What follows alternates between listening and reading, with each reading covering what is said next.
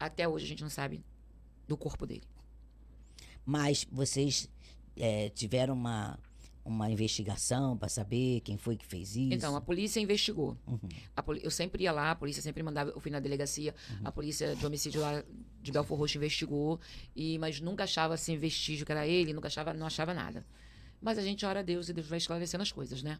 Eu tenho esclarecimento porque o Senhor foi lá e esclareceu tudo, trouxe à tona o que tinha feito em oculto, teve misericórdia e deixou a gente saber, porque eu orei muito. Eu falei, Deus, não me deixa morrer sem saber o que aconteceu com ele.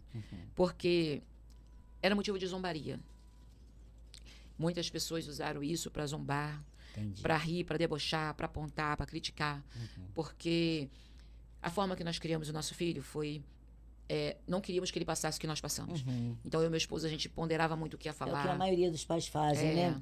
E aí, não quer que o filho sofra, nem viva aquilo que ele viveu. Isso, é para você ter noção. Eu sou uma pessoa... Hoje eu sou uma sanguínea controlada, mas quando eu era jovem, uma casa com 5 filhos. E até eu leio que na Bíblia, a Bíblia falando assim, ó, na casa do crente não pode ter gritaria. Mas eu falava, vai, bota a roupa, vai tomar banho, vamos lá. Sim, mas o dia a dia, aquela coisa né? toda. Né? E tudo para mim era para ontem.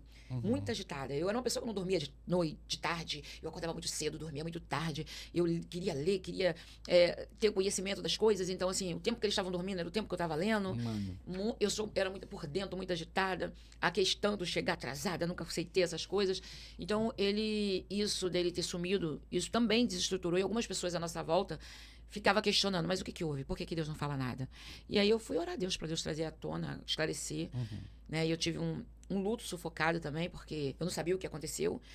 A minha filha tentou suicídio 3 vezes. Meu Deus. Por causa da morte do irmão. Tragédia, né? O meu filho, desnorteado também, começou a beber e desnorteado também por falta do irmão, sofreu um acidente, quase morreu de moto. Mas já controlou isso tudo? Não, tudo graças... Aí o Senhor veio controlando, né? Muita oração, muita conversa.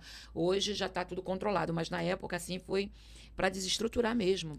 E eles estão na presença de Deus ou não ainda? Não, na época que aconteceu isso, o meu filho, os meus filhos saíram e ele se perguntou durante muito...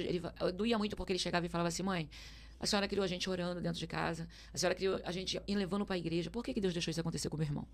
Por que Deus não deu uma chance para ele? Imagina as perguntas, né? E a gente não tem resposta, né? Eu só falava para ele assim, Deus não perde controle das coisas. Disso eu tenho certeza. E se perguntar por que Deus deu tanto livramento para tantas pessoas que nós oramos e não deu o livramento para o irmão. Né? Deus deu tanto livramento. Quantas pessoas que têm testemunho, que vocês oraram, jejuaram, ajudaram, tá aí testemunho que a gente vai buscar jovem na boca de fumo e que se transformou no chefe de família, e Deus deu livramento, deu escape, e aí ele olhar para o irmão e achar assim, meu irmão não teve chance. É duro, e principalmente porque adolescente, né, ou jovem, né, não tem ainda tudo tão esclarecido, a maturidade que é preciso para poder enfrentar.